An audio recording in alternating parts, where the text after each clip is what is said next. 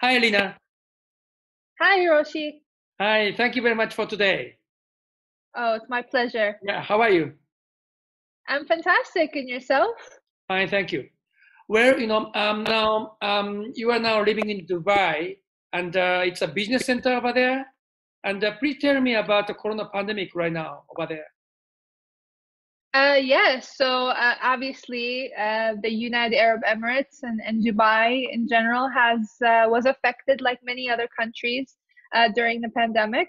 I believe they were very successful in making sure that it's contained quite quickly, and now we're seeing that the cases are reducing. The recoveries are increasing, and slowly but surely, business is picking up and resuming every day, every week, every month. So that's Oh, a good sign. oh, that's good. Well, Yeah. but you have to wear the mask, right? Yes. So it's mandatory to be wearing masks and also social distancing. And businesses have taken a huge kind of adaptation to that to make sure that they accommodate the customers, but maintain and follow the rules and the law in that matter too. I understand. Okay, that's a tough Yeah. time anyway. But talking about the business side, tell me, Yeah. because business custom is changing under this pandemic, and you are Absolutely. dealing with a lot of seminar or a lot of trainings. And please tell Yes, me yes. what is the challenging things right now, or what is the good things right now? So I feel that, the pandemic has really forced us in terms of doing business, forced us to adapt quite quickly to all the changes in technology. I do, however, feel that this particular change has allowed us to connect with people all over the world, where before we were very limited to people in our conference rooms, in our meeting rooms. So I feel that that's really an advantage.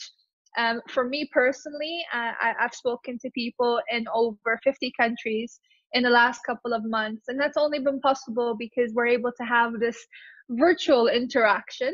I I see. feel the downside to that, though, is that sometimes, what you get from personal interactions is that the engagement, when you have someone in front of you, you can have that emotional connection.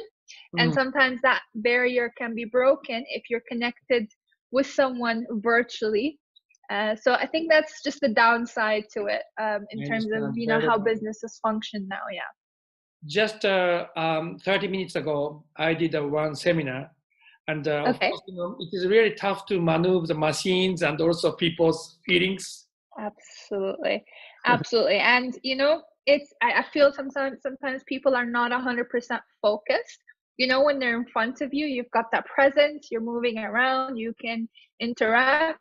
And I feel that, through a camera, not everyone is with you, especially if they're at home with a lot of distractions coming your way. Mhm. Yeah. What particular area in the seminar you are dealing with right now? Um, so I come from hospitality background. I've worked in hotels most of my life, whether with family or with five-star brands and luxury brands and lifestyle brands. So I work with people in hotels. So that's really what I focus on. That's right. And the hotel right now, this is a really tough time also.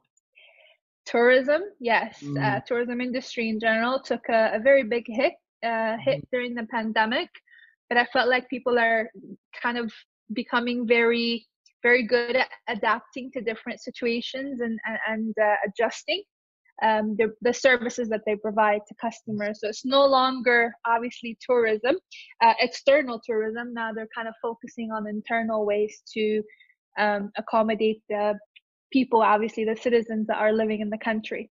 Ah, well, for Yeah. example, like Japan, I mean, there are Tokyo, Osaka, or many cities.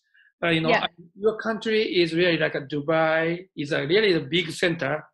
And then can I say like a whole economy is just concentrating into one big city. One center. Yeah. Can I say? Yeah. Under that case, of course, this pandemic, how you guys can survive in this one center because it's a quite a talking about sustainability issue. Do you have any idea? Yeah. Mm.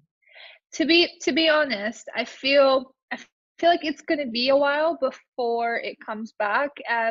and a lot of people don't realize, but Dubai is a tourist destination. So I feel the economic growth depends on hospitality and tourism. So I feel like it is a bit of a challenge.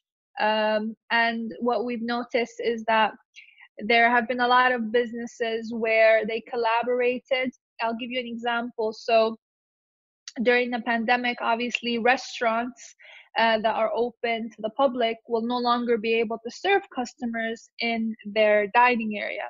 Yes. So, they've collaborated with other businesses to offer perhaps home deliveries, to offer pre-packed meal plans for people at home, obviously stuck.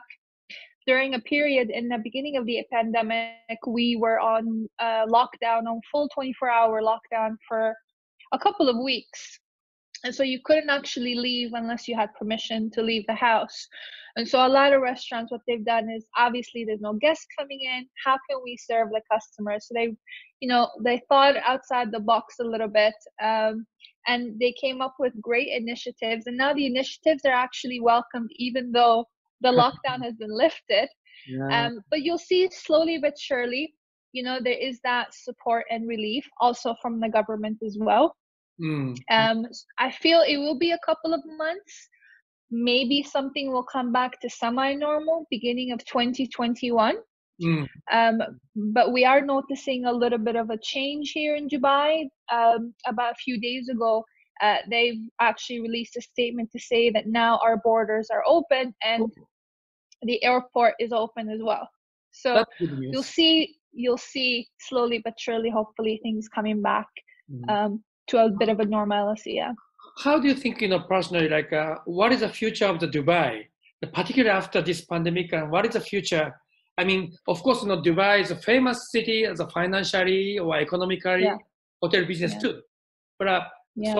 do you have any idea what Dubai will be in the next 10 years, if you have any idea?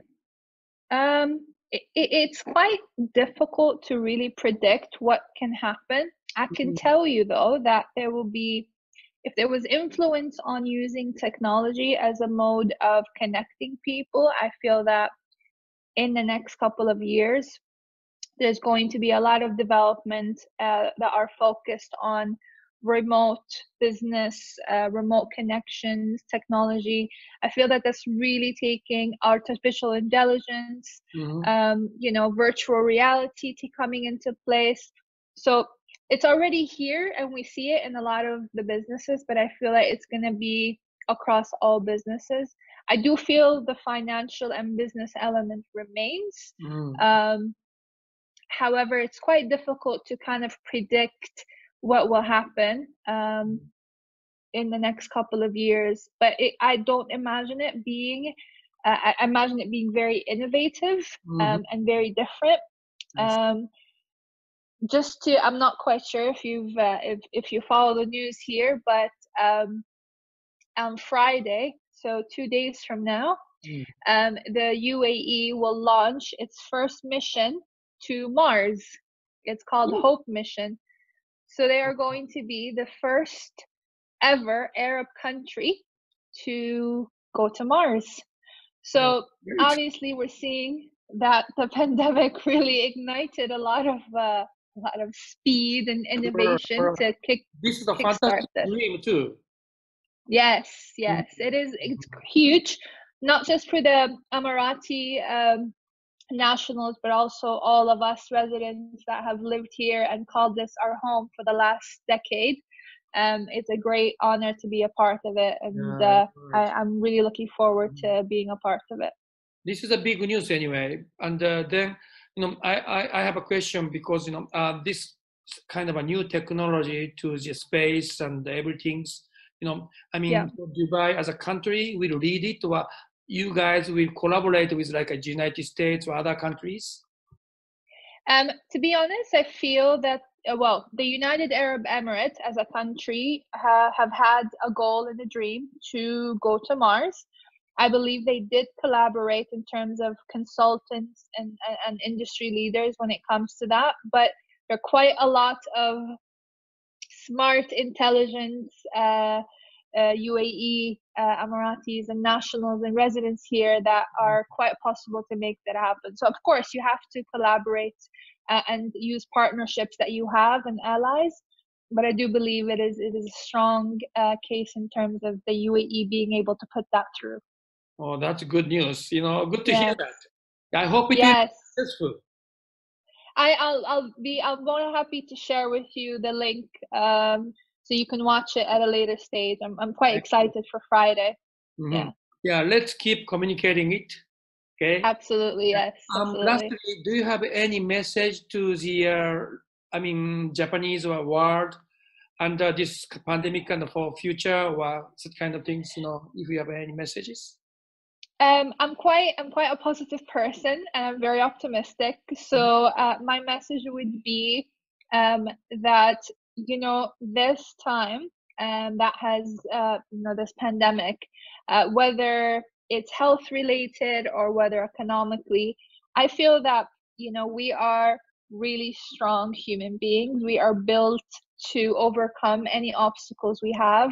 And my message to everyone, my fellow colleagues and my peers, whether in Japan or all over the world, is to think outside the box, be innovative, and just believe in yourself. Just believe in yourself. You can get through this. We can all get through this together. And I think what mostly has taught me this pandemic is that we really need each other to survive and to get better.